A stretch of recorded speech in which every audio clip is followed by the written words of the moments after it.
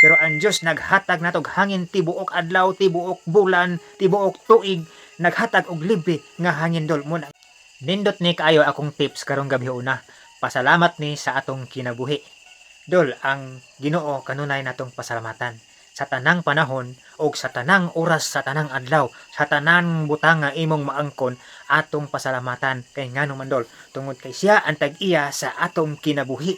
Imagine dol, wala ta karong orasa, dili ta ka tabi, dili ta ka panglihok-lihok kung wala ang Dios nga naghatag tog kusog.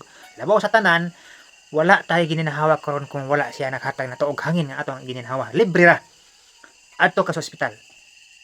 Kung maato kag ospital dol, ang bayad sa hangin nga tawag dito 3,000 ang tangki dol. Pila ra na ka oras mahurot, dali ra kayo. Pero ang Dios naghatag nato og hangin tibuok adlaw, tibuok bulan, tibuok tuig, naghatag og libre nga hangin dol. Mo na nga kinahanglan matag adlaw magpasalamat ta sa Ginoo.